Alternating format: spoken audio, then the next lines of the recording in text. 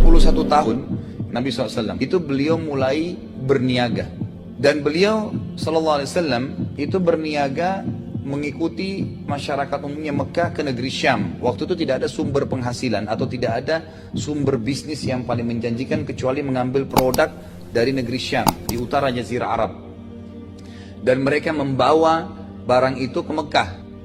Nah umumnya masyarakat Mekah waktu itu kalau mereka bisnis mereka bawa uang kontan dari Mekah ke negeri Syam, baru belanja barang di sana. Setelah itu membawa produk tersebut ke Mekah dijual. Beberapa bulan kemudian laku, pergi lagi ke negeri Syam belanja.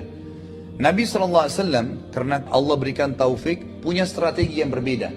Uang yang dititipkan kepada beliau amanah yang dikasih kepada beliau itu beliau belikan dulu produk Mekah. Produk apapun ada di Mekah beliau beli, beliau bawa ke negeri Syam. Orang semua bawa uang cash, dia bawa barang. Dijual di negeri Syam produk tersebut, kemudian ada untungnya. Kemudian beliau beli lagi produk dari Syam, dijual ke Mekah. Jadi double dibandingkan dengan masyarakat umumnya. Ini akhirnya membuat Nabi SAW dalam hitungan bulan saja, itu udah banyak sekali orang yang menitipkan uang kepada beliau.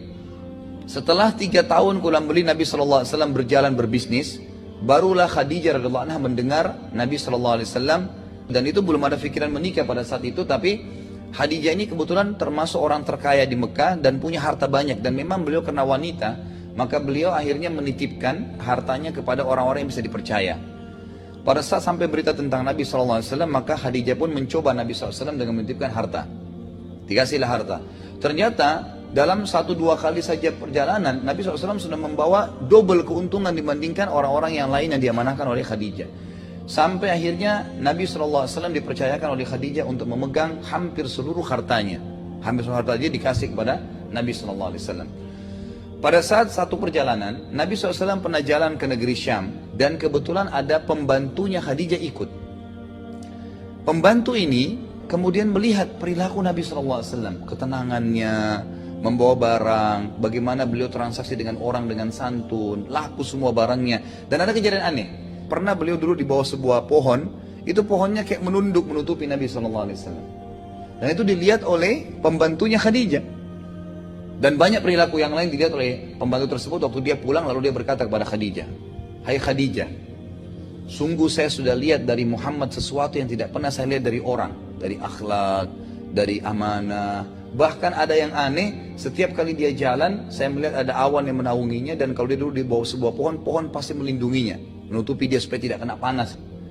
Maka saya sarankan engkau menikah dengannya."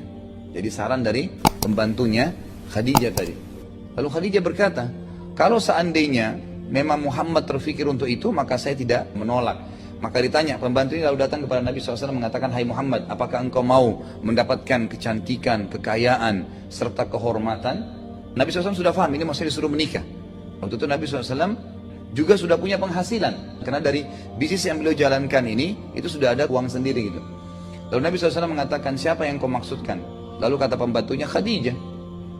Khadijah kebetulan terkenal orang yang sangat menjaga fisiknya, amanahnya, kecantikannya terkenal luar biasa kan di masyarakat, dan cukup banyak orang yang melamar Khadijah tapi ditolak. Maka Nabi SAW pun mengatakan, "Baiklah, kalau Khadijah mau, maka saya juga mau."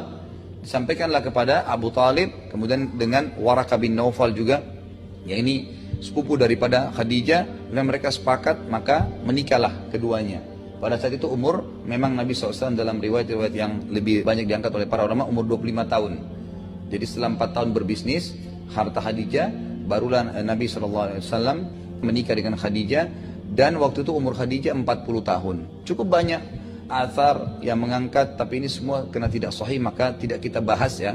Ada yang mengatakan Allah Azza wa Jal memberikan keawet mudaan kepada Khadijah, karena dengan umur 40 tahun pun, itu Khadijah masih bisa melahirkan untuk Nabi SAW 6 orang anak. Nanti akan ada 2 laki-laki, yaitu Qasim dan Abdullah. Walaupun anak Nabi SAW 7 ya, karena anak yang satu namanya Ibrahim itu dari istri yang lain namanya Maria. Maria Qibtiyah, ada seorang wanita budak yang dihadiahkan dari Mesir, kemudian beliau bebaskan dan beliau nikahi.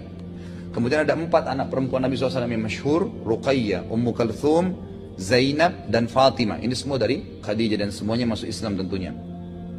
Baik, setelah menikah dengan Khadijah, Maka Nabi SAW makin mengembangkan usahanya. Dan perlu anda ketahui, Nabi SAW waktu menikah dengan Khadijah ini, beliau memberikan mahar Khadijah itu 20 ekor unta. Satu ekor unta, kalau kita hitung harganya sekarang sekitar 20 juta rupiah misalnya. Kan sapi saja sudah 10 jutaan atau lebih. Unta lebih mahal gitu kan. Kalau 20 juta kali 20, itu 400 juta yang dikasih oleh Nabi SAW di zaman itu. Dan itu hanya sekedar mahar saja. Apa itu mahar? Mahar itu sesuatu yang diletakkan di depan mempelai laki-laki pada saat dia ijab kabul. Itu mahar. Beda dengan biaya acara perkawinan umumnya gitu kan. Tapi ini diberikan oleh Nabi SAW. Ini juga sekaligus membantah banyaknya orientalis. Orientalis ini orang-orang barat yang belajar Islam untuk mencari kelemahan Islam. Mereka mengatakan Muhammad sengaja nikah dengan janda kaya karena hidupnya miskin. Dan ingin membiayai hidupnya. Padahal sebenarnya salah. Nabi SAW saja memberikan mahar sampai 20 ekor unta. Dan beliau SAW setelah menikah pun tetap membisniskan uang Khadijah, membisniskan uang tersebut. Ada juga sebuah kisah di sini. Kalau anda ingin tahu kenapa Nabi SAW diberikan julukan Al-Amin, orang yang terpercaya, ada alasannya. Nabi SAW sebelum menikah dengan Khadijah sudah berbisnis. Dan ada beberapa produk beliau di Mekah waktu itu, beliau sempat tawarkan di pasar Ukaz namanya. Kalau kita dulu, sekarang juga sudah dihilangkan ya, di Mekah itu. Itu dulu wilayah pasar memang Ukaz namanya, zaman Quraisy. Memang sudah pasar dari dulu gitu. Yang saya ketahui seperti itu ya, Allahu alam. Yang jelas di sini, Nabi SAW pernah berdagang di situ dan ada satu orang dari luar kota Mekah masuk beli barang Nabi SAW. Waktu sudah dibeli barang tersebut, maka orang itu berkata, "Hai Muhammad, saya titip dulu barang saya ini, saya akan tawaf." Baiklah, orang itu pergi tawaf. Kemudian setelah tawaf dia lupa kalau dia belanja barang Nabi SAW, lalu dia pulang ke kampungnya. Kapan dia ingat? 3 hari kemudian. Setelah 3 hari dia kembali ke Mekah, kemudian dia cari. Dia datang ke pasar Ukaz, ternyata dia temukan Nabi SAW masih kondisinya seperti 3 hari lalu. Berdiri jaga barangnya nggak pindah-pindah. Karena menjaga amanah itu. Maka tersebarlah berita Muhammad sangat jujur. Itu sudah dapat julukan Al-Amin. Salah satu riwayat yang menyebutkan ini sebabnya. Ada juga beberapa sebab-sebab yang lain. Tapi yang jelas ini salah satu yang disebutkan oleh para ulama. Setelah menikah dengan Khadijah, berjalanlah hidup beliau seperti biasa. Dan sementara menikah dengan Khadijah radhiyallahu anha, hidup beliau sangat bahagia dan beliau juga mendapatkan 6 orang anak.